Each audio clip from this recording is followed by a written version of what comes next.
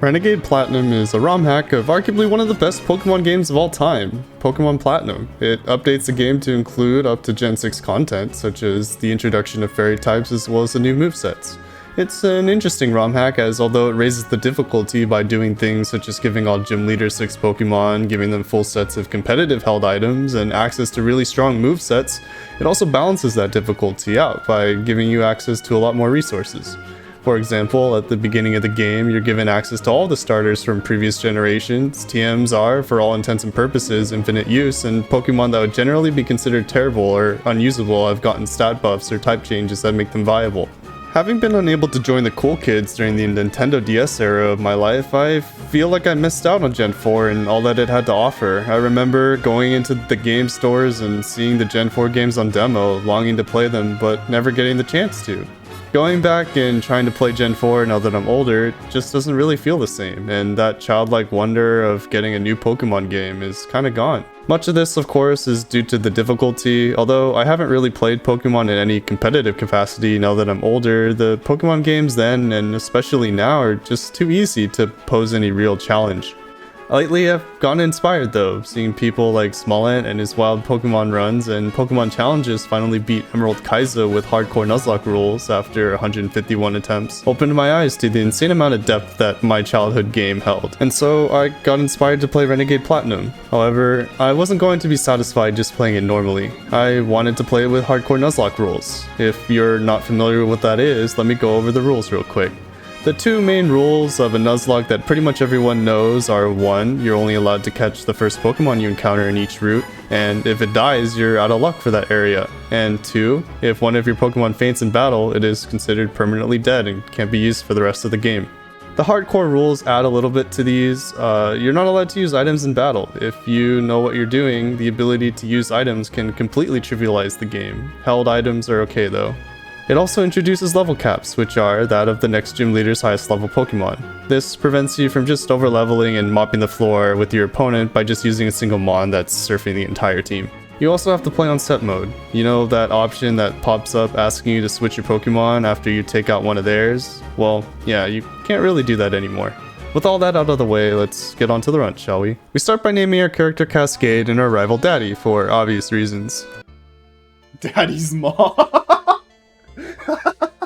With our starter, we choose Chimchar. Chimchar is the obvious choice here because Gen 4 is notorious for a lack of fire types. Infernape is also incredible with access to priority moves like Mach Punch and is useful both as a physical attacker and a special attacker. We have our mom's Eevee in the kitchen and head to Sandgem Town. Here we find out we can actually grab Turtwig and Piplup. I choose to only take Turtwig as my encounter for Sandgem Town and box Piplup. Felt armor. Wait, that's so good! Oh my gosh, that's so good! Yo! Dude, that's so good! Let's go! You'll know if you're familiar with hardcore Nuzlockes that critical hits can make the difference between life or death, so having a Pokemon that can't get crit is an incredible tool at our disposal. We battle Lucas at the start of Route 202, make quick work of his Turtwig with Ember, and he gives us the Pokeballs we need to catch our first wild encounter. We catch a Burmy and find out that it has battle armor, which is the same thing as shell armor by protecting us from crits. We get Psyduck from Lake Verity, and then we battle these reporters in the Jubilife City Pokemon Center, and we get access to the set of Kanto starters. We choose Squirtle, and well...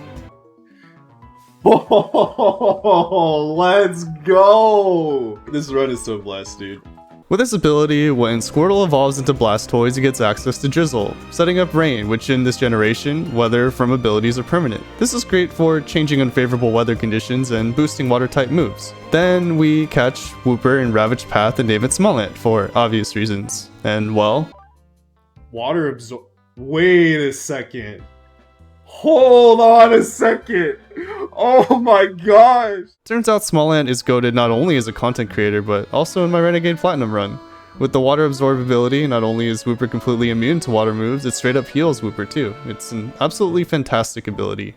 After all these incredible encounters, we move on from Jubilife City and challenge our rival. We start by sending out Eevee into Starly. With Eevee's ability Adaptability, Eevee's normal type moves get a pretty nice power boost. Starly's Growl lowers our attack unfortunately, and our Covet doesn't do as much as we were hoping. A second Covet brings Starly to the red, and I go for a quick attack to finish it off. Unfortunately, Barry decides to use a potion, and we're stuck in a pretty bad position. Starly wing attack crit could be enough to take us out, but switching in another Pokemon would probably put it in an even worse position than Eevee, so I decide risking the crit is my best play. Starly wins the speed tie and hits Eevee with a wing attack, confirming our suspicions that Eevee was dead to a crit, but we get lucky and finish off this pesky Starly with one final Covet. This Munchlax comes in, and our Eevee is running low on HP, so we switch to Turtwig. We give Turtwig a scope lens, hoping that Razor Leaf's higher crit rate would score us a crit against Munchlax, but, well, as you can see, Turtwig crits when it matters the most. I guess we used up all our luck on our encounters. Next up is Piplup, and we know Peck is incoming. We switch in Chimchar to tank the Peck to bait Piplup's Water Pulse, and then we get a safe switch to Wooper, as his Water Absorb ability renders it useless. Smolent and Piplup trade a couple blows, and Piplup hits a critical hit pound, which puts Smolent in a bad position, so we switch to Squirtle to try and finish off Piplup. Unfortunately, Piplup's Water Pulse hurts Squirtle a surprising amount, and I decide I'm going to need to gamble that Piplup is going to go for Water Pulse again. After we get Smolent healed up on 2 absorbed water pulses, we can finish off Piplup finally with a couple mud shots, and we secure ourselves a surprisingly hard-fought victory against our first rival battle. We then grab ourselves a Magikarp on Route 218, which will evolve into Gyarados after beating Roark and lifting the level cap. We catch a Starly on Route 203, a Zubat in Orberg Cave, Phanpy on Route 207, and Geodude in Orberg Mine. In Orberg City, you're also given access to the Hoenn starters, but apparently Steven resides in one of the houses here and you can get a Beldum, so we choose to take that as our encounter for Orberg City. With that, we get our team up to the level cap of 16 with rare candies, and we're ready to challenge the first gym leader, Roark. We lead Monferno and outspeed to taunt the Nosepass. The taunt prevents Nosepass from using Thunder Wave, and now by sending in Turtwig to tank the shockwaves, we can start setting up with Curses, which raises our attack and defense at the expense of lowering our speed. We use an Absorb to recover some HP, but quickly realized I'd made a grave error in my plan to get Turtwig set up with Curses. Absorb is meant to keep Turtwig healthy as he took on Roark's team, but I'd forgotten that Absorb was a special attacking move that wasn't buffed by Curse. That, on top of the fact that there's a niche interaction between Sandstorm Weather and Rock type Pokemon that boosts their defense by 1.5 times, I quickly realized how much I'd underestimated this fight. So now that Absorb was off the table, we finish off Nosepass with Bullet Seed, and Roark sends in his Geodude. We then send in Wooper to take it out with a 4 times effective Water Pulse, and Roark sends in his Granados. Here I decide that Psyduck is the best sacrifice to make, so we bring it in and it tanks a Zen Headbutt like a boss. Psyduck then baits for us a Thunder Punch, and we're able to get Geodude in safely without it taking any damage. We go for a Bulldoze, but Granados goes first to hit us with a Zen Headbutt, which flinches our Geodude, putting us in a really bad situation. Zen Headbutt did 19 damage, and we don't really have any other play but to try and go for Bulldoze again and hope Geodude can survive. Luckily, Geodude survives on 1 HP, and Geodude retaliates with the Bulldoze to take it out. That was Roark's biggest threat, and with it down, we now at least have a fighting chance to make it out of this fight alive after our plan to sweep with Turtwig went south. Roark then leads Onix, and we make the hard decision to sacrifice Psyduck to get the safe switch into Wartortle. Wartortle can then Water Pulse the Onix, and we get lucky as Sandstorm is faded, so Onix takes a turn to set it back up again and doesn't attack Wartortle. Water Pulse then takes care of Larvitar and Bonsly, and we win ourselves a sloppily played and pretty scuffed first gym badge. One of the big lessons I took away from this fight is most of my planning had been surrounded around a core team of 5 Mons, and the 6th Mon I brought was Psyduck as an afterthought, simply because it was a water type. If I had chosen a tankier Mon such as Beldum for example instead of Psyduck, I could have had more avenues to tank moves and pivot into my other 5 core Mons. It was definitely a difficult lesson to learn, and we lost Psyduck because of it. Rest in peace, little buddy. If I was a better trainer, you wouldn't have had to die. With Roark defeated, the level cap increases to 26, meaning we're free to evolve our Magikarp into Gyarados at level 20. We also evolved Tortug into Quiraddle, Beldum into Metang, and Wooper into Quagsire. Sorry, Smolent. We level up our Eevee to level 22 so it learns Wish, and use a Moonstone to evolve it into Umbreon. We then head back to Jubilife and take out the 2 Galactic Grunts that are badgering Lucas and Professor Rowan without too much trouble. We then make our way to Floaroma Town and take on the reporters in the Pokemon Center, and get to choose from the Johto starters, and decide to go with Chikorita. Looking back, getting Cindy Cyndaquil for Typhlosion was probably the correct choice, given the fact that Typhlosion is a fantastic fast fire type. But given that this was my first attempt at a hardcore Nuzlocke ever, let's just say I was still learning and not playing particularly optimal. We then grabbed Cherubi from the Flower Meadow Honey Tree and beat up some Galactic Grunts and grabbed the key for Valley Windworks. We head over to Valley Windworks and catch an Electrike right outside and a Mareep a little bit above in Route 205. A fun little thing about Mareep in this ROM hack is that when it evolves into Ampharos, it gains a Dragon typing, which is kinda cool. We make our way through Valley Windworks and take on Commander Mars, which if you've ever played Gen 4 is notorious for having a really strong Purugly. We lead off with Metang to set up Stealth Rocks, but Zubat outspeeds us to hit us with a Confuse Ray. No problem, we'll just set up Stealth. We set up Stealth? Third time's the charm.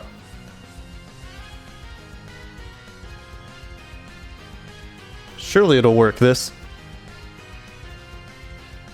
Okay, well, that plan went down the drain real quick.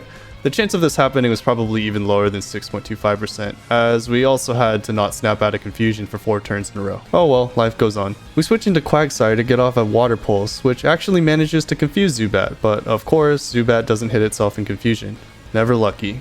Next out is Marn's Yanma, so we switch to Gyarados. She manages to detect the turn our bounce will hit, but I managed to make my own brain play and start bounce during a turn I predict Yanma will protect, and our bounce hits the next turn, taking it out. Next up, the Bronzor. Here we send out Umbreon, and by using Wish, we can switch in and out Gyarados and Metang to get them healed up in preparation for Mars' final boss, Purugly. We finish off Bronzong with Umbreon's Bite, and Purugly comes in. We send in Gyarados to lower its attack with Intimidate. We start Water Pulsing for the confusion chance over Bite, where flinch chance won't matter because Purugly outspeeds. Unfortunately, Purugly's Hypnosis starts making our fight against it really awkward. Gyarados wakes up to hit with one last Water Pulse until it gets into the range of dying, and we switch in Umbreon. Unfortunately, Umbreon also gets hit by Hypnosis on the switch in as we try and get a Wish off. Umbreon doesn't wake up in time and we get hit into crit range. This puts us in a pretty bad spot as you can't rely on Wish heals anymore. We decide to bring in Grotle since with Shell Armor we know we're safe from crits, and with its somewhat decent bulk we can start wearing it down with Bulldoze. We bring Purugly down to the red and bring in Metang. With all the speed drops from Bulldoze, we're able to outspeed it and finish it off with an Iron Head, winning us this really awkward fight. Mars' team was stacked with confusion and sleep statuses, which made this fight pretty difficult. Luckily, passing off Wish from Umbreon to heal our other team members was able to get out of that sticky situation, where we probably would have lost at least one Mon otherwise. We then make our way to Eterna Forest and beat Cheryl without too much issue. You gotta fight her before she pairs up with you in this ROM hack, so once that's done, we get our first encounter, Shroomish. The blight that is Cheryl almost kills Shroomish with Chansey's Ice Beam, but Shroomish lives and gets frozen, so we get a pretty easy catch here.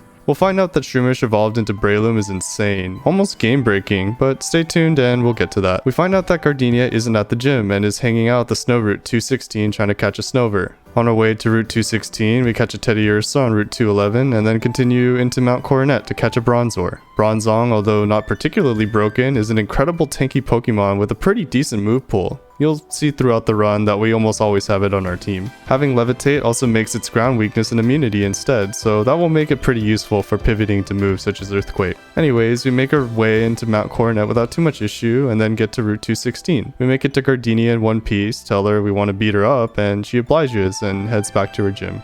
Here, I unfortunately lost a couple VODs for their Gardenia fight and a little bit after, so I'll do my best to give the events of what happened from memory. Next up, we have the Gardenia fight, which was pretty nuts, and I remember how I almost wiped her. In my planning, I designated only a single answer to deal with her Breloom, my Crobat. Breloom has Thunder Punch, which was a minor concern, but I knew that Crobat would be fast enough to outspeed and one-shot with Wing Attack. What I didn't account for during my planning, however, was Crobat getting hit by a Stun Spore by one of Gardenia's other Pokemon. The paralysis now meant that Crobat could no longer outspeed her Breloom and would probably get hit and die to its Thunder Punch. Paralysis also meant that even if we lived the Thunder Punch, there was a chance we'd be fully paralyzed and not get our Wing Attack off. Because our only answer for Breloom was Crobat, the Breloom was now in the position to outspeed and one-shot my entire team. It wasn't looking good. In a panic, we managed to scrape together a backup plan. We sent out Snover to set up Hail, and by switching through our team to tank predicted moves, we were able to tank just enough damage from Breloom that every turn it was taking a little bit of hail damage. Then we were able to send in Monferno and just barely finish it off with Fake Out into Mach Punch, both priority moves. It was a really sticky situation, and the solution was pretty scuffed, but we managed to make it out with only one loss, Small Ant the Quagsire. Though, in a way, I think it was karma for evolving Small Ant from Wooper to this supposed abomination that is Quagsire, and so we put him out of his misery.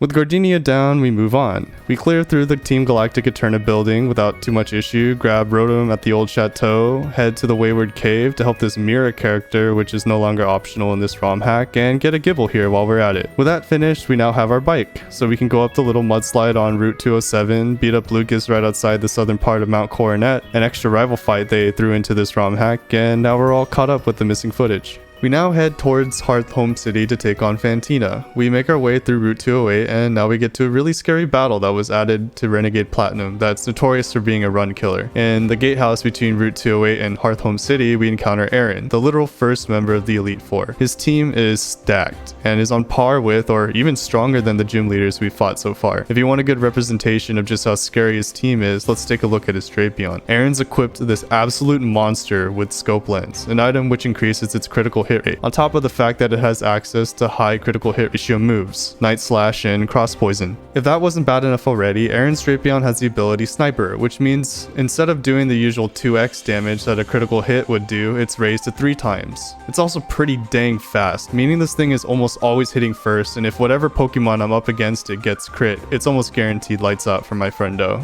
Yeah, so Aaron's pretty tough. We start off the fight with Metang as our lead to set up Stealth Rocks. They're very helpful for this particular fight because of Aaron's team of flying and bug types. We then switch to Crobat and Dustox protects, so we get the switch for free. 2 Wing Attacks takes it out no problem. Beautifly comes in and the Stealth Rocks takes it down to 50% for free, and Wing Attack takes it out easily. Next out is his Venomoth. I don't think that Wing Attack will kill here, and I don't want to risk Crobat to a Psychic, so I switch to Macargo. But it takes a surprising amount of damage from Bug Buzz. Finding out that Macargo will no longer do the trick, I realize I'll need to pivot back to Crobat and risk it tanking a Psychic. I switch in Umbreon, hoping that Venomoth tries to use Sleep Powder on an already sleeping Umbreon. It tanks a Cross Poison instead, and we bait a Bug Buzz, so we're safe to switch back to Crobat. Crobat then Wing Attacks and we one-shot the Venomoth. So, I forgot I gave Crobat an extra belt, so we did all that switching for essentially no reason. Cut me some slack, I've only ever played Pokemon casually, and this game is really hard, okay? Next out is Aaron's Drapion, and we switch in Donphan.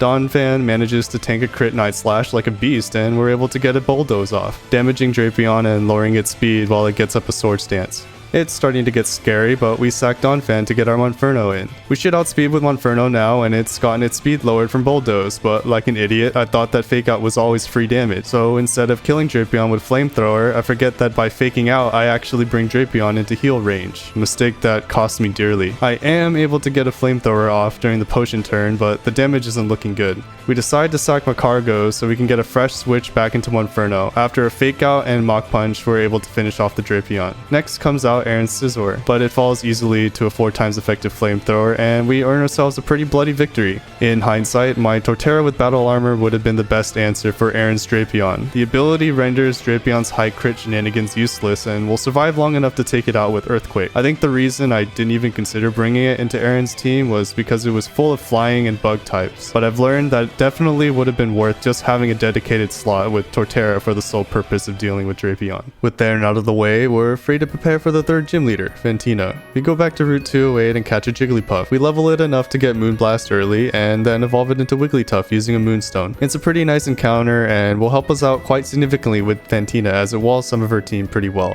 We manage to sneak our way through her gym while avoiding all the gym trainers, and we challenge Fantina. She sends in Drifblim, and we lead Umbreon and start crunching away. Next out is Miss Magius, Fantina's strongest mon, and one I didn't have a particularly good answer for. I settled on hoping Torterra with Seed Bomb could handle it. For pivoting, expecting a Dazzling, we switched to Crobat to tank, hoping to bait a Power Gem. We switch in Torterra, but instead of the Power Gem we were expecting, Miss Magius sets up a Calm Mind instead. This puts us in a really bad position, as now Miss Magius is doing more damage than we it accounted for. Mismagius hits us with a Shadow Ball and takes us down to below half HP, but Torterra hits a massive clutch critical Seed Bomb and one-shots Mismagius. I super lucked out with this crit. Mismagius is extremely fast and hits really hard. If Mismagius lived, Torterra would need to be switched out and I would have been in a really bad situation. Next out is Dusclops, so we switch to Wigglytuff, which walls Dusclops pretty well. We Moonblasted a bit until Fantina decides to switch to Gengar instead. Expecting a Sludge Bomb, we switch to Bronzong, who's immune. Bronzong then baits a Shadow Ball, so we get a free switch into Ursaring, who we prepared just for Gengar. Our Ursaring has Guts, so by going back and beating up Slugbuzz and Magbees on Route 206, we were able to burn it prior to this fight. We take a Sludge Bomb, and the Guts boosted Shadow Claw is enough to take out the Gengar nicely. Next out is Spiritomb, so we go back to Wigglytuff, which it also walls. Dark Pulse crit actually does a decent amount to Wigglytuff, so I switch to Umbreon. Umbreon gets burned, but with Synchronize, Spiritomb also gets burned, and with Moonlight and Play Rough, we're able to win the battle of attrition against Spiritomb. Finally, the Dusclops comes out, and we're able to Moonlight Crunch and win the battle of attrition against Dusclops as well. Fantina sends in her last Pokemon Bayonet, and we just send Wigglytuff back in to clean house, winning us a deathless Fantina fight. Torterra's Seed Bomb crit was insanely clutch. This fight probably would have gone so much worse if Mismagius wasn't handled by Torterra. We make our way down to the Pokemon Mansion since it's no longer optional in Renegade Plat, do the story there, and catch a Happiny in the Trophy Garden. We then head over to Route 209 and get stopped in the gatehouse by Barry where he asks us to fight. All this wasn't too particularly difficult and I didn't lose any Mon, so I'll skip over it for the sake of time since this game has so much content.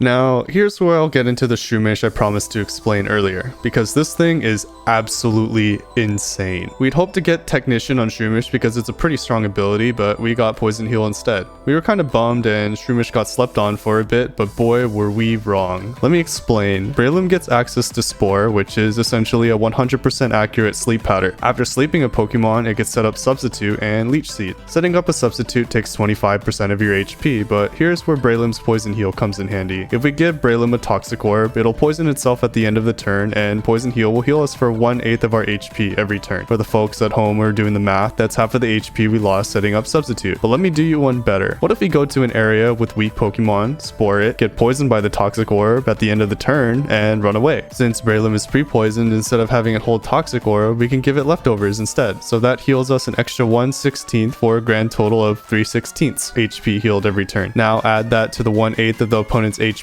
that we drain every turn after setting up Leech Seed. The cherry on top is the fact that since Breloom is already poisoned, we're immune to getting statused. All of this means that if Breloom outspeeds an enemy and can put it to sleep with Spore, it's game over. That enemy is never going to touch Breloom. The crazy thing is, I'm not even done yet. Spore, Leech Seed, and Substitute are only 3 of the 4 possible move slots. A 4th move which we can use for something like Drain Punch, Mach Punch, or Seed Bomb. You're probably thinking, well, that's pretty straightforward. I don't see what's so crazy about that. But what maybe you haven't considered is a move called False Swipe. I honestly forgot about this move because you probably wouldn't make much use of it in a casual playthrough, but this move deals damage and if it kills will leave a Pokemon at 1 HP instead. Okay, so what's the big deal? Well, by swapping out a high damage move with False Swipe in between when we're taking on tough fights and when we're collecting encounters, we can sleep encounters with Spore, False Swipe them down to 1 HP, and secure encounters with very low risk. Breloom is just absolutely incredible all around. We make our way through Route 209 and we pick up ourselves a Farfetch'd in the Honey Tree. This Pokemon is one of the ones that got really cool buffs that Renegade Plat implemented. It's now fighting flying instead of normal flying and has increased attack and almost doubled the speed. Not only that, our Farfetch'd got Super Luck, access to its unique item called the Leak, and access to moves such as Night Slash and Leaf Blade, which all increase its critical hit ratio. After the calculations, if our Farfetch'd holds Leak and uses a high critical hit move, it has a whopping 50% chance to crit, in this generation at least. In Generation 6 onwards, it would have been 100%. Finally, after that Aaron fight, I have access to my own crit machine. We make our way into Solaceon Town, and here we get access to EV training to make our Pokemon super buff, and we explore the Solaceon ruins a bit, but I won't bore you with the details. We make our way up to Route 210, and now we finally get a chance to test drive just how powerful our Farfetch'd is. Alright, well, we can try it out. So Leaf Blade here. Okay, that was a crit.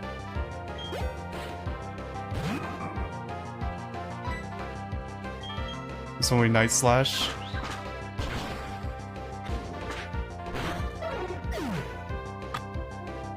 Oh my gosh, dude!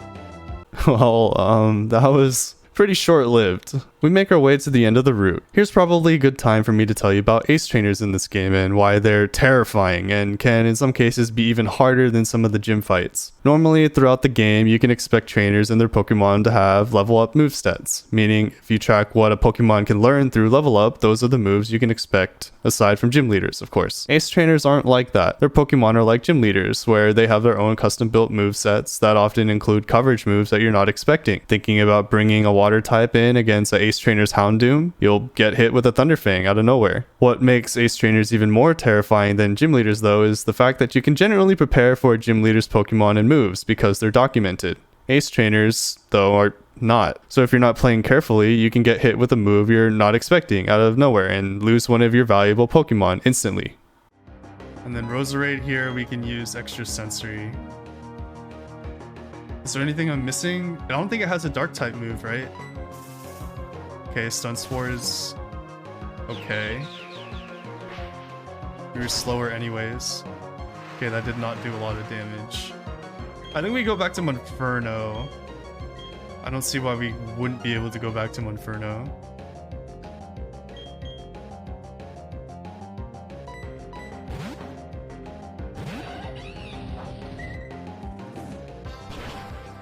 Dude, what the f—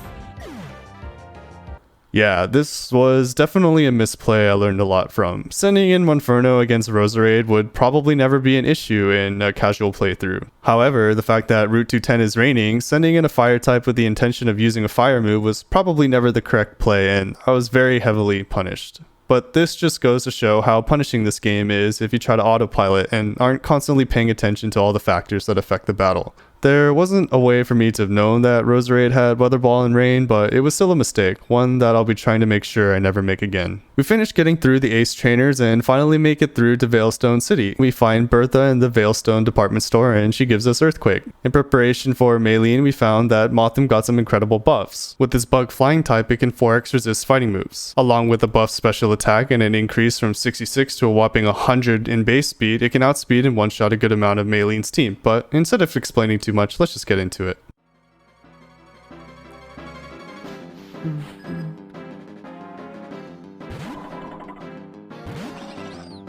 Air Slash, one-shots, stab, extra belt, outspeed. We don't use Psychic because it's not stab. Okay, Air Slash, here we go.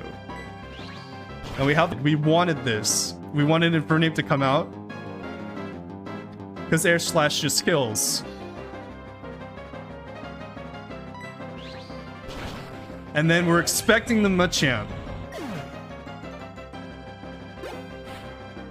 No, Toxicroak comes out. That's fine. We can Psychic. Psychic kills here. Okay, Psychic. Boom. Machamp probably comes out. Okay, Machamp comes out. We protect for one turn. We bait another Thunder Punch. We go into Rotom. Thunder Punch, Thunder Punch. Let's go! Okay, cool.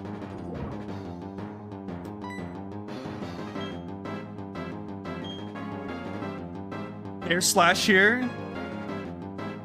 Don't miss. Let's go. Let's go! Okay, cool. Gallade comes out. We know that Rotom walls Gallade, right? So it's a... I think this was an Air Slash into Thunderbolt. So Gallade has Drain Punch, not effective. Zen Headbutt, we can tank.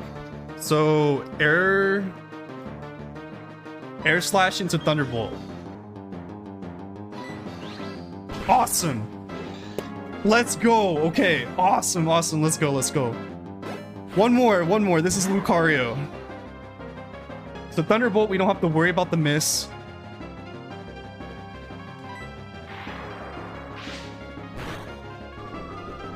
Dark Pulse doesn't kill. And then we outspeed.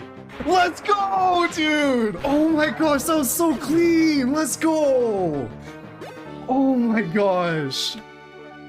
After beating Maylene, we get access to Fly, so that makes our life a ton easier. On top of the fact that Fly's gotten buffed to be 100 base power and 100 accuracy in this game, so that's pretty nice. We then make our way down through Route 214 to Valor Lakefront and down through Route 213 as we make our way to Pastoria, catching encounters throughout. When we get to Pastoria, we fish and get a Poliwag, which we evolve into Poliwrath later, and it proves itself to be pretty useful. Crash Awake isn't at his gym, of course, and we find out that he's out and about Route 212. So we make our way through and Leafeon, go back into Crobat.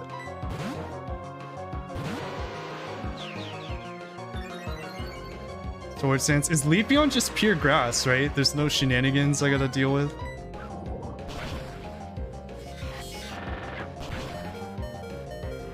Almost lose our Crobat to one of the ace trainers here, but we make it out in one piece, talk to Wake and tell him we want to beat him up, and he obliges as well. We fly back to Pastoria, and before we can enter the gym, Barry stops us and wants to fight. We'd done some planning for him, and let's just say the fight against him went exactly to plan, though I think I'll show instead of tell.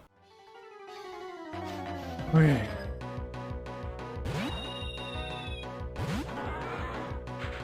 So we have the Focus Sash just to make sure that we live in case of like a high roll crit close combat, but other than that we should be fine. We set up Stealth Rocks here.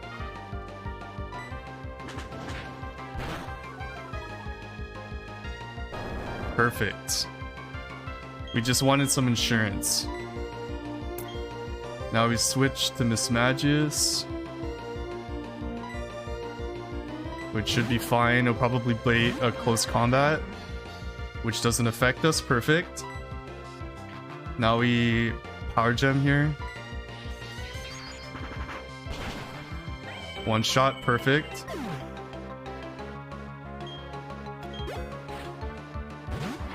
Okay. And Empoleon comes out.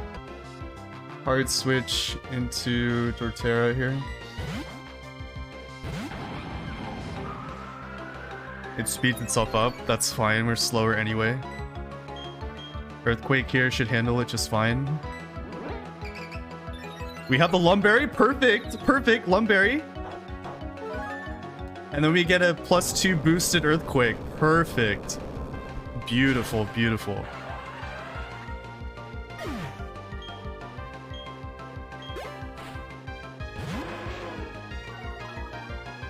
The Lumberry plan was sick. Yeah, I was like, dude, it'd be so cool if that actually pulled it off.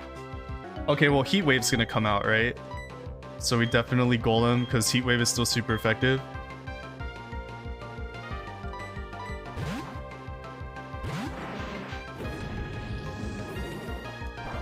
That should be fine, and then we have the leftovers, because we knew this was gonna do damage. We take another Heat Wave, hopefully it doesn't crit. Perfect.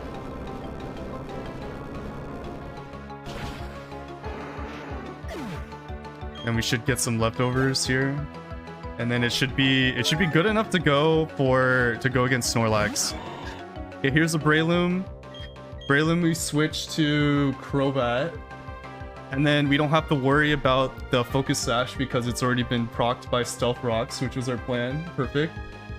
We're probably gonna bait Bullet Seed here. Bullet Seed or Force Palm. Either way, it's perfectly fine. And then Crobat will come in outspeed with Fly, and we should be good. Yeah, anything but Rock Tomb. We Fly here, 100%. We'd never use Cross Poison. There's no reason.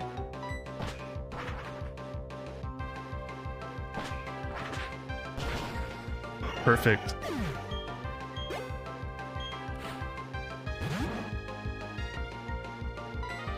Okay, sticking with the plan. Perfect, doesn't do a lot of damage, and then we bring the leftovers, which is what our plan was. Okay. Earthquake, we outspeed. We should be able to tank another hit just fine. Even with crit, should be fine. Defense fell, that's perfectly fine. And then we should outspeed an Earthquake again. Perfect.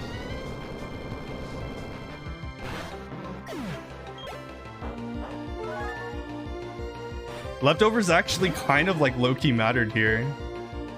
Okay, Heracross. Mega Horn, Brick Break, Bullet Seed, Night Slash. So we can expect Brick Break. We switch into Crobat, and this fight should be over.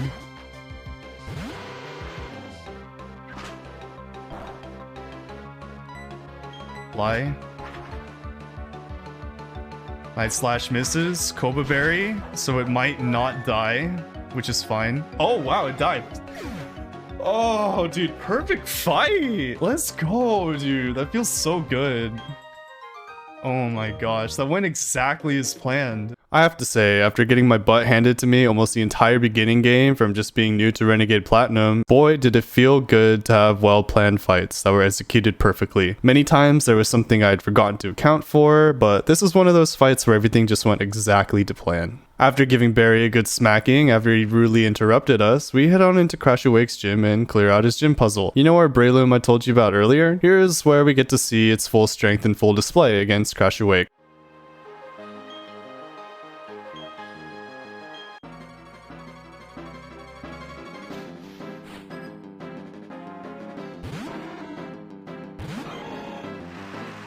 Okay, so we outspeed the Quagsire, we set up the Spore.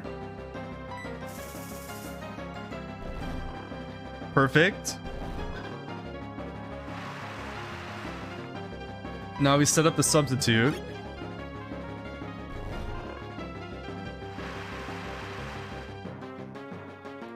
Now we Seed Bomb this fool.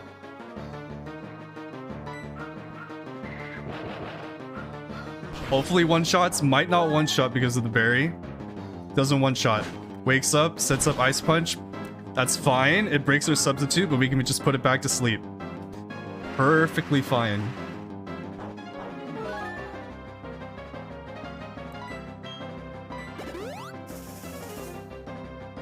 We bait a Hyper Potion. That's also fine. We're fine with that. Set up another Substitute.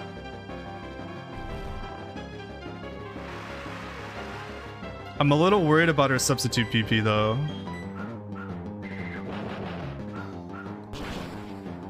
Perfect, we kill without the berry. Alright, there's no berry, so it's a one-shot. Okay.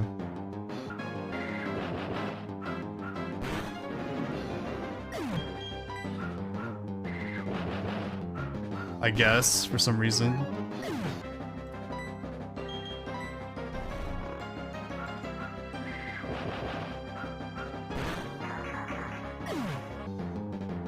Okay, don't wake up. Oh, it missed! Dude, that's so good! Okay, it missed. It holds on with the Focus Sash.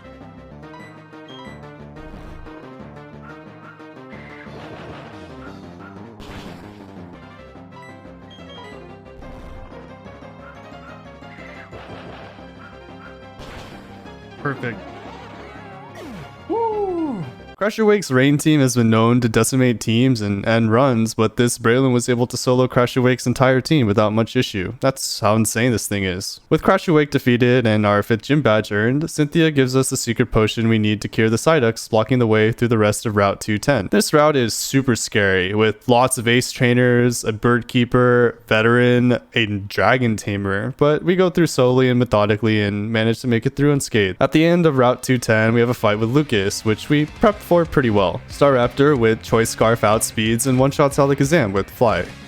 Bronzong Flash Cannons his Mamoswine, Umbreon Gunk Shots Grand Bull, Torterra we Toxic and swap around until it falls. Next out is Licky Licky, and Breloom sets up Spore, Substitute to Drain Punch a couple times to take it out. Last is Vaporeon, and we do the same thing. Vaporeon is pretty tanky and sets up healing with Aqua Ring, but after we set up Leech Seed, we slowly wear it down and finish off this fight cleanly with no deaths. Next up in Celestic Town, we have to take on Cyrus. He's not too much of a threat here, and the fight is pretty straightforward. We lead Bronzong and set up Stealth Rocks and use Extra Sensory to wear it down, but Cyrus has had enough and swaps out Crobat for Honchkrow. Honchkrow's swagger confuses us and makes things awkward, but by switching between Umbreon and Golem, we're able to take hits, shrug off the confusion, and hit it back to take it down. Umbreon would have died to a critical hit Brave Bird, but luckily we make it out safely. I'd say the luck balanced out there, as we'd lost the 50-50 twice and hit ourselves in confusion version, which, if we hadn't, would have finished the Haunch Crow sooner. Cyrus sends back out his highly damaged Crobat, so we bring Bronzong to finish it off with extra sensory. Cyrus gets greedy, trying to set up 2 sword stances in a row, so we take it out with Poliwrath's Drain Punch. Next out is Cyrus's Magnezone, which we can wall with Rotom Fan. Rotom burns with Will-O-Wisp, and we purposefully wear it down with Air Slash, which is 1/4 effective, so Magnezone's Mirror Coat doesn't screw us over. And that's the Cyrus fight. With that, we finally get access to Surf, and we backtrack a bit to gather some things for the challenges ahead. We go back to the Safari Zone to catch some Pokemon to unlock the Protect TM. Protect is really good for scouting moves that opponents are using in order to allow for safer pivots if you're not sure what the enemy is going to go for.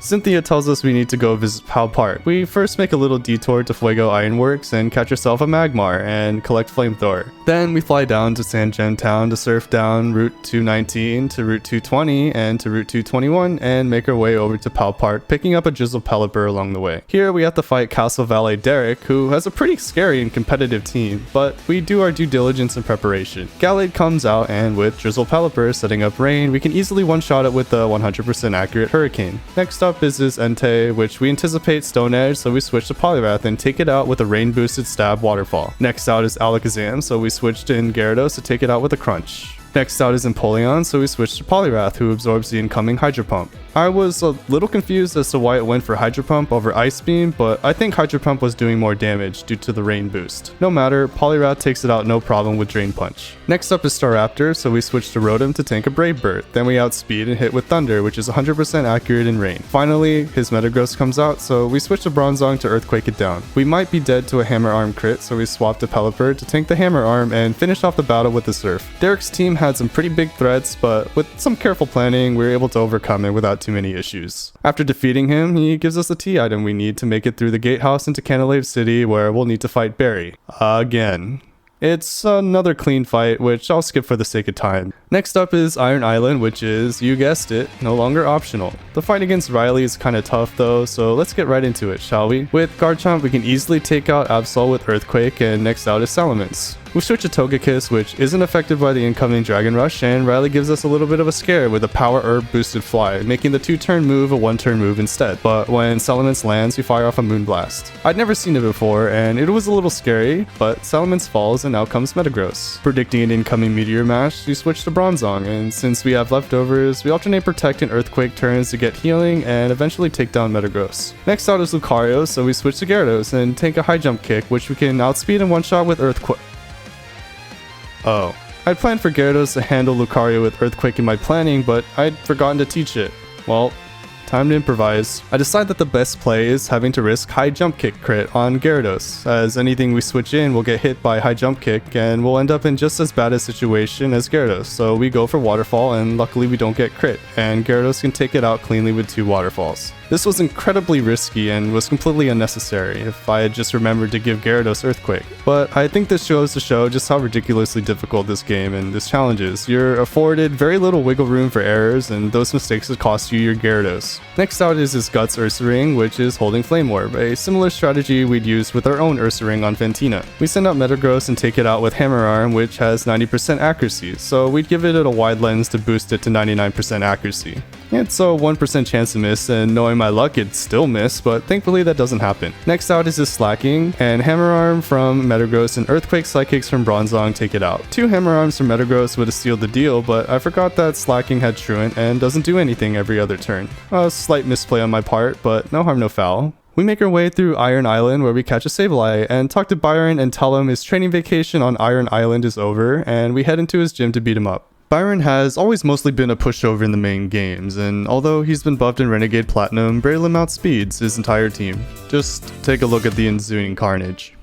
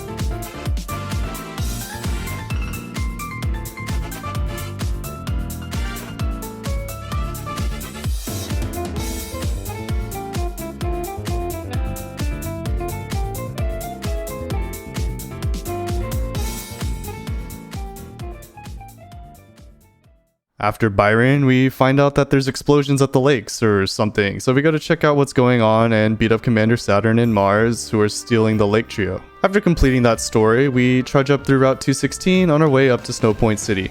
Regigigas is making some tremors in the temple, so we head there and get challenged by a doubles battle by some ace trainers who want to test our strength before we enter. By sleeping their Blissey and taking out the right side, we can effectively simplify this battle into a 2v1 and win with somewhat relative ease. We make our way down to the temple to Regigigas and help put it back to sleep. With that taken care of, we solve the ice puzzle to challenge the 7th gym. Starting with Bronzong, we use Sunny Day to take care of the hail that gets set up by Abomasnow's Snore Warning ability, and set up Stealth Rocks, which will help do a good amount of chip damage against all of her ice types. After that, and using Protect to stall out Abomasnow's Blizzards, we switch to Breloom to get it set up. We get hit unfortunately by a critical hit Ice Shard and it brings us down to the red, but no matter, we'll just outspeed it and put it to sleep with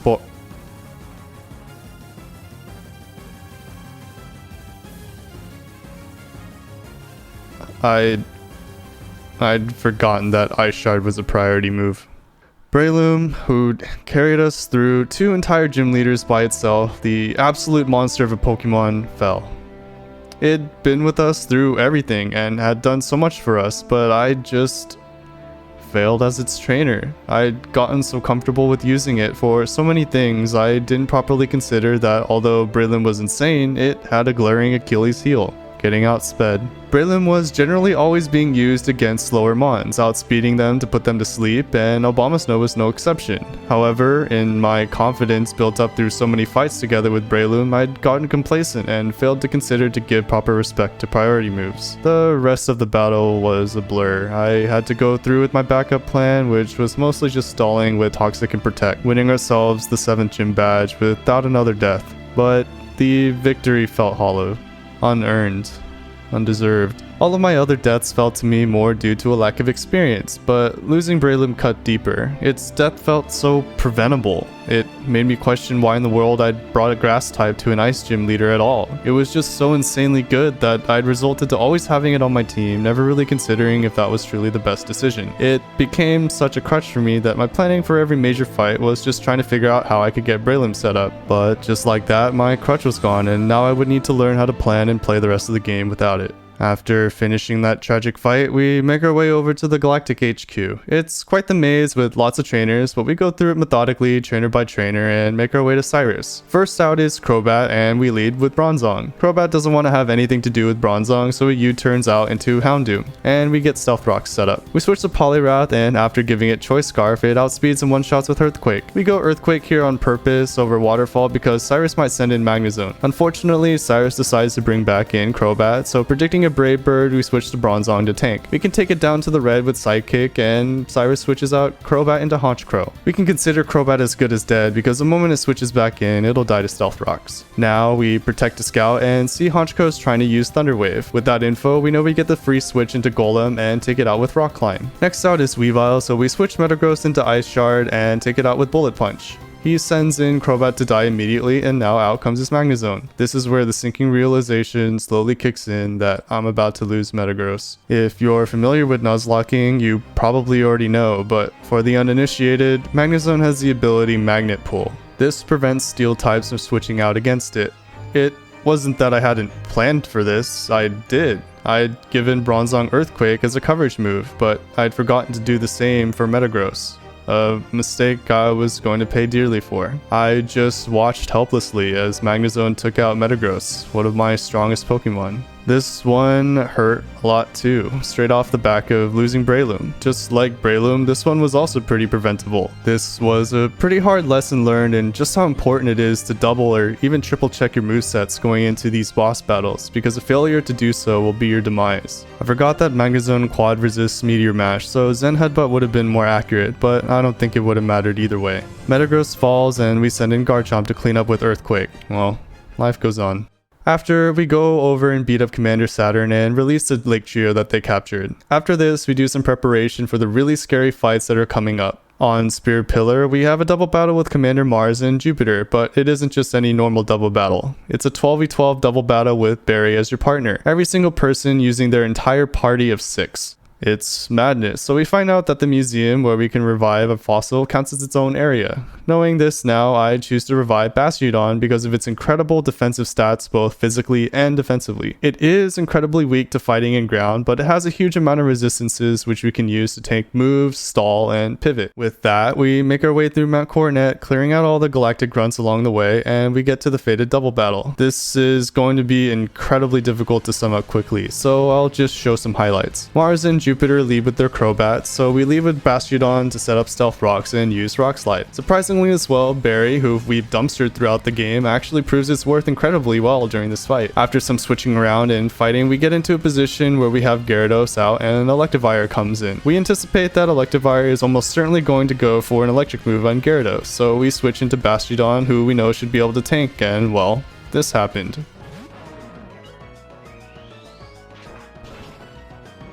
What? No! No! Oh my gosh!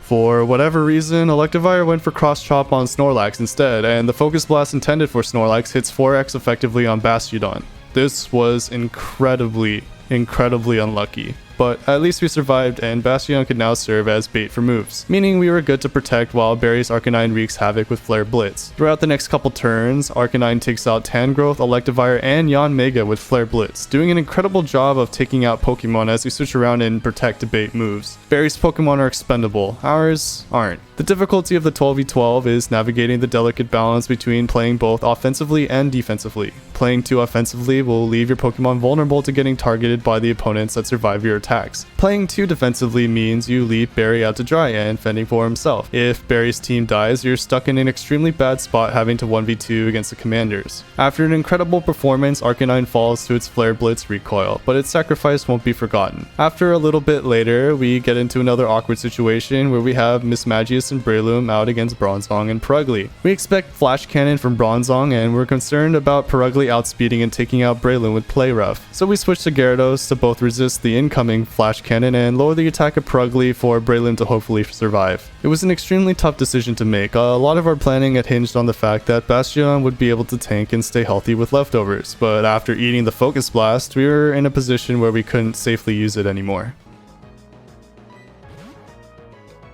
Please, please, please, please, please, please, please, please, please. No, no, no, no!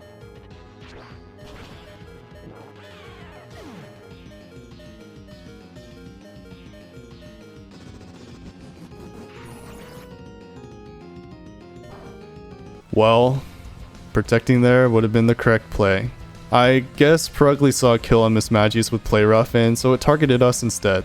Definitely a really tough loss for us. Gyarados is such an incredible and essential mon, so losing such another valuable Pokemon really hurt. It's so difficult to predict what the AI is going to go for in double battles, and I just don't have that much experience with them. I think as I continue to do them, I'll get better at anticipating what's coming, but my inexperience definitely showed here, and I got punished. Breloom takes out Purugly with a Force Palm, and with that, Commander Mars is out of her Pokemon. The rest of that fight cleans up nicely as we 2v1 the rest of Commander Jupiter's Pokemon, and that about sums up the 12v12 double battle. With that finished, we take some time to mourn the death of Gyarados and begin our planning for Cyrus in the Distortion world. This fight is the pinnacle of Cyrus's strength and is nothing like any of Cyrus's previous teams. In this fight, you face the gods of space and time themselves, Dialga and Palkia, in a double battle who are both level 70 when the level cap is still 62 before the 8th gym leader Volkner. This means that you need to build a team of 6 that can handle both Dialga and Palkia on the front end and still handle the rest of Cyrus's team on the back end of that fight, effectively putting you into a 6 versus 8 scenario. It's pretty crazy, and this fight was incredibly difficult to plan for, but I think you'll be surprised that our saving grace for Dialga and Palkia came from a somewhat unlikely source. Cherrim. I know, hard to believe, right? Hear me out. Dialga and Palkia are both incredibly strong special attackers, but all their moves are special. This means that we already know we're most definitely going to have Blissey and all of its incredible specially defensive bulk glory out for this fight. So where does Cherrim come in? Well, our Cherrim has the ability Flower Gift, which when Harsh Sunlight is up, it increases the attack and special defense of not only itself, but its allies by 50%. This means with Cherrim setting up Sunny Day and Blissey setting up Light Screen, we can set up an incredibly strong specially defensive defensive wall that will allow us to survive the onslaught for long enough to Toxic stall Palkia and Leech Seed stall Dialga. Now, those of you who have more experience and a keen eye for Nuzlocking have probably found the gaping hole in this plan. It's something that a lot of Nuzlocke content creators are consistently harping on over and over again. That's right, it's your favorite Pokemon mechanic, critical hits. Well, that's where Cherrim also shines here, as it has access to the move Lucky Chant, which can prevent opponents from landing critical hits. Now, with all that explaining done, let's get into the action, shall we?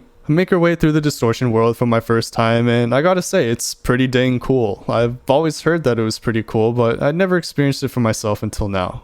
With that, we finally make our way all the way down the Distortion world to challenge Cyrus. Alright, Cyrus.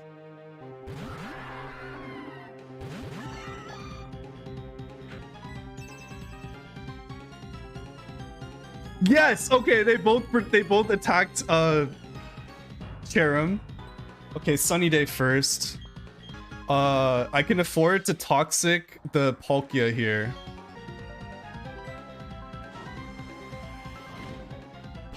Oh, wow.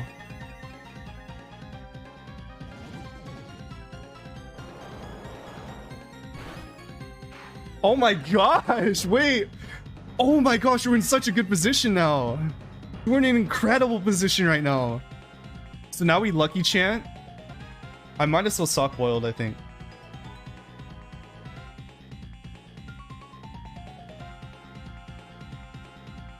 Yeah, either move is fine, I think.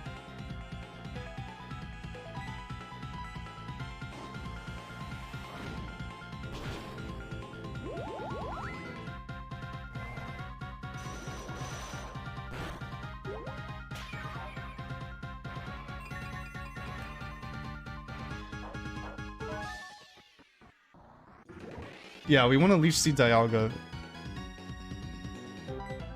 Well, we have more PP, so we might as well just use Light Screen and have it fail to stall turns.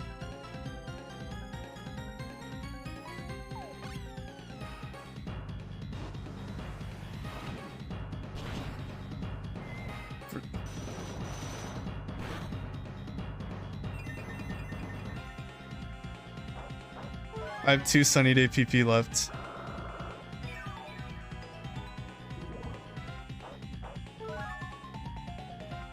Okay, I'm gonna protect here so I get Leech Seed plus leftovers. And then I can just Light Screen again.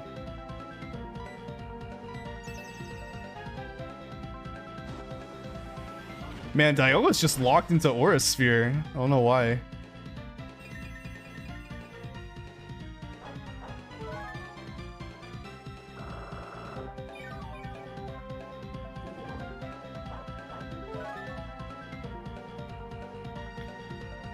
Okay, I think we have one more turn of Sun. So I set up Sun again next turn. I can set up Leech Seed on Blissey.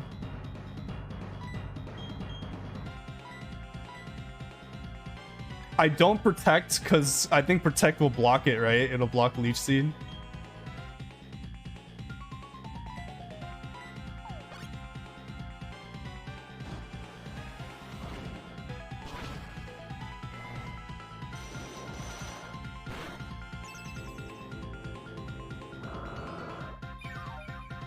Okay, Sun faded.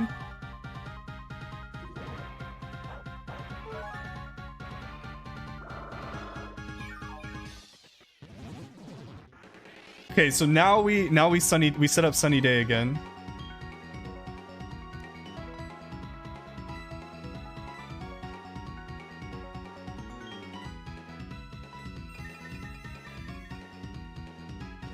Why is Cherrim going first? I'm so confused.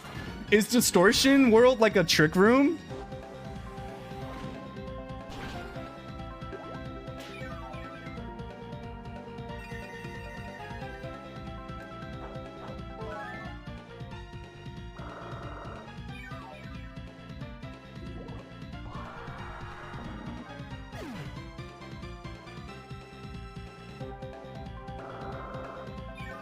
That would make sense, right?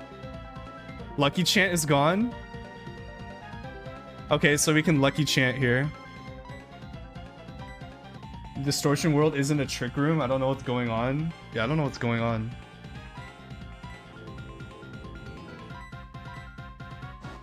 And they're like locked into Aura Sphere too. They like really want to take out the the Chansey for some reason, or the Blissey, sorry.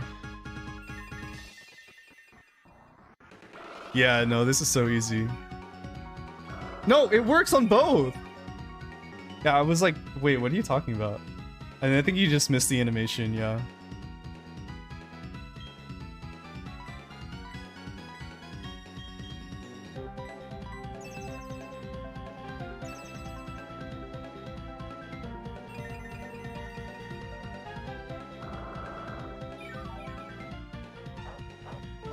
Wow, this strat was crazy. This strat was nuts. Oh my gosh. Oh gosh. Okay, okay. Okay, okay, we're good, we're good, we're good, we're good, we're good, we're fine. Oh. I think this is one of my most favorite parts of Nuzlocking. Pokemon you might ordinarily never use have their moments to shine when they fulfill certain roles and niches for particularly tough fights. I never would have thought going into this challenge that I would go against the gods of space and time with a smiley little flower. Good job, Cherim. With that done, we move into Cyrus's main team of 6. Cyrus leads with Crobat, and we lead with Cherim, which we had out first against Dialga and Palkia. So we switch to Bastiodon, and Crobat goes for Cross Poison, which we're immune to. Crobat has Choice Band, which locks it into Cross Poison, so we're free to set up Stealth Rocks and Rock Slide it down. Next out is Cyrus's Gyarados, so we switch to Poliwrath to Water Absorb the Aqua Tail, and we cleanly take it out with 2 Rock Climbs. Next out is Honchkrow, so we pivot to Bastiodon to tank the Brave Bird, and then into Rotom to tank the Superpower and finish it off with Thunderbolt. Next out is Weavile, so anticipating Icicle Crash, we switch to Bastiodon.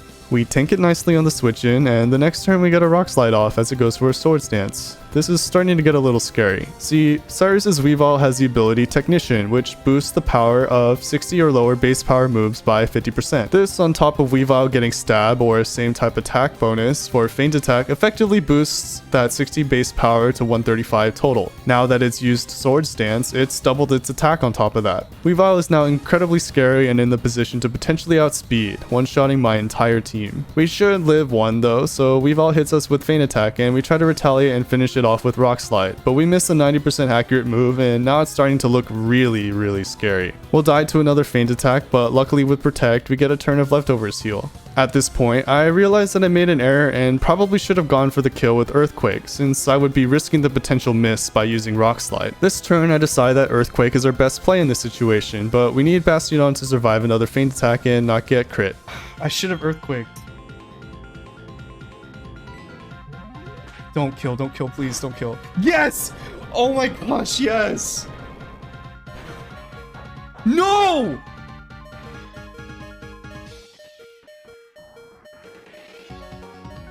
Oh my gosh! Earthquake should have killed there. Why did it leave Weavile with a sliver of HP? Well, I'd forgotten that Bastion was a minus attack nature. That's right, those natures I'd completely ignored as a kid while playing through Ruby and Emerald. It turns out that those actually matter and can sometimes actually be the difference between life and death in these fights. The sinking feelings started settling in as I realized how grave of a situation I was in. That little mistake, that small lapse in memory, had some of the direst consequences I'd ever experienced in all my years playing video games.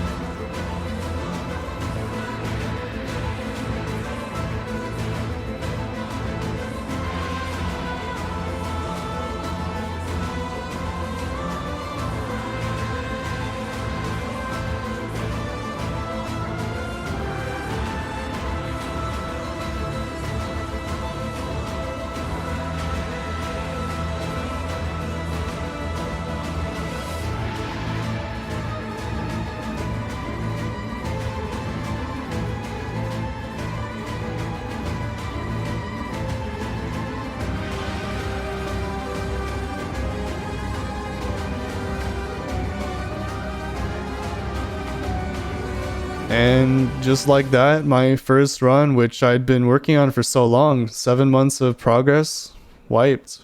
It was pretty difficult to process. There were plenty of times in other fights with random trainers where we'd gotten into scary situations like that, but we were able to figure out a way to just barely skirt by without losing anyone. I genuinely thought during that fight that I'd be able to find a way out, just like I always had.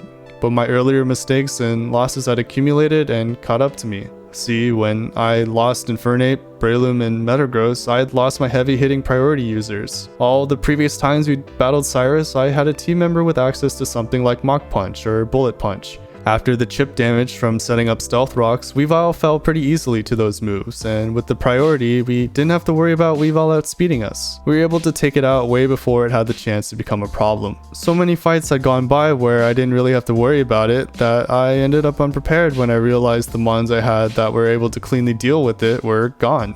And well, that just about sums up my first run of trying to hardcore Nuzlocke Renegade Platinum. This was an absolute blast, and as someone who mainly plays traditional classic JRPGs where you have your main party of 4 and go on a quest, I was absolutely blown away by the fact that my childhood game franchise, which I dismissed for being too easy, actually hid an extremely vibrant, interactive, and complex turn-based battle system under its hood. The challenge posed actually required me to sit down and properly prepare for each fight, and there was a genuine joy and satisfaction when that time you put into the game paid off and you were rewarded for your plan succeeding. By the same token, when you didn't use the resources the game gave you, it felt like the game punished you in a way that didn't feel unfair. The difficulty wasn't just high HP sponge enemies that deal tons of damage, which you need to grind for super long periods of time to get stronger than. The difficulty came from properly using the resources to solve puzzles and threats that your enemies were going to throw at you. It was absolutely exhilarating, and each fight presented a genuinely fun challenge to overcome, and though I lost, the game taught me a lot about the world of Pokemon and the insane amount of depth that it had to offer. I'm not done with this game, and I'm not going to give up. I'm very determined to beat this challenge, so if you're interested in joining me on my journey to beat this game, be sure to check out my Twitch. There, you'll be able to see firsthand all the planning we did to take on these fights, and I occasionally do other fun variety stuff, so be sure to follow so you don't miss out. Also, if you've made it this far, be sure to like the video and subscribe so you don't miss out on the next video.